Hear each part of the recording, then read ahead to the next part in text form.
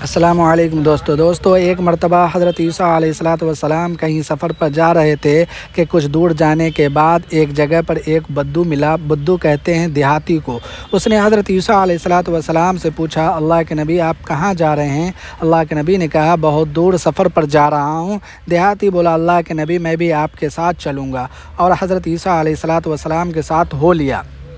کچھ دور چلنے کے بعد اس نے کہا، اے اللہ کے نبی مجھے بھوک لگی ہے۔ حضرت عیسیٰ علیہ الصلاۃ والسلام نے کہا، آگے چلو، کچھ انتظام کیا جائے گا۔ آگے جانے کے بعد رات ہو گئی، کسی جگہ پر رک گئے۔ پھر دیہاتی نے کہا، اللہ کے نبی مجھے بھوک لگی ہے۔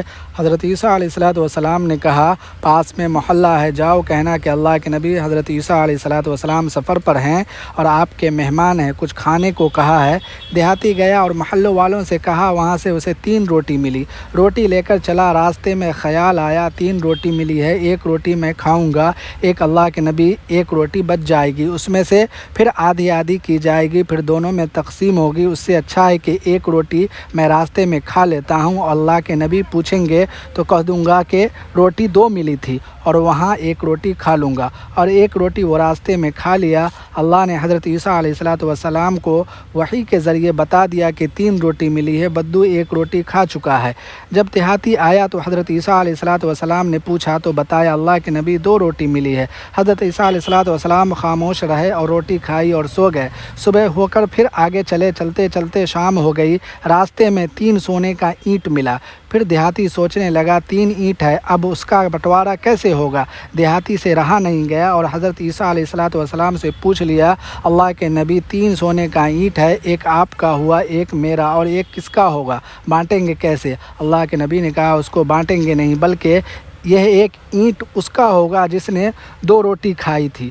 دیہاتی فوراً بول پڑا، وہ تو میں نے ہی کھائی تھی۔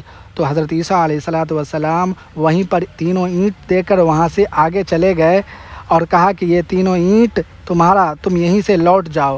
دیہاتی بہت خوش ہوا اور وہیں سے لوٹنے کا فیصلہ کیا، لیکن 3 اینٹ اس سے اٹھائی نہیں جا رہی تھی اور چھوڑنا بھی نہیں چاہ رہا تھا۔ بہت کوششوں کے بعد بھی نہیں اٹھائی گئی اور وہیں پر رات ہو گئی۔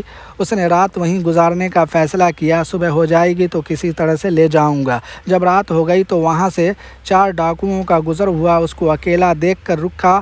اس کے بعد دیکھا کہ اس کے پاس 3 سونے کا اینٹ ہے۔ چاروں نے حملہ کر دیا اور دیہاتی کو مار دیا، اور چاروں بہت خوش ہوئے کہ آج بغیر محنت کے اچھا مال مل گیا۔ پھر ان چاروں میں مشورہ ہوا کہ کوئی بازار جا کر کھانا لائے، اور کھانے کے بعد چاروں آدمی سونا تقسیم کر کے صبح چلے جائیں گے۔ ایک آدمی بازار گیا کھانا لانے، ادھر تینوں نے مشورہ کیا کہ اگر وہ آ جائے تو ہم تینوں اس کو مار دیں گے اور سونے کا اینٹ ایک ایک بانٹ لیں گے۔ اور وہاں بازار والے کے دل میں خیال آیا کہ کھانے میں زہر ملا دیتا ہوں، تینوں کھائیں گے اور مر جائیں گے، تینوں اینٹ میرا ہو جائے گا۔ اس نے کھانے میں زہر ملا دیا اور اپنے ساتھیوں کے پاس پہنچا۔ پہلے سے تینوں ہوشیار تھے، تینوں نے مل کر اپنے ایک ساتھی کو مار دیا، اور اب تینوں بے فکر ہو کر کھانا کھانے لگے۔ کھانے کے بعد تینوں مر گئے۔ اب 4 ڈاکو اور ایک دیہاتی، پورے 5 لوگوں کی موت ہو گئی اینٹ کے چکر میں۔ کل ہو کر حضرت عیسیٰ علیہ الصلاۃ والسلام لوٹے اور دیکھا کہ اینٹ اسی جگہ پر پڑی ہے اور 5 لاشیں پڑی ہے۔ تو حضرت عیسیٰ علیہ الصلاۃ والسلام نے کہا، یہ اینٹ جو ہے یہ مثال ہے دنیا کی، یہ تو وہیں رہ گئی اور اس کو چاہنے والے چلے گئے۔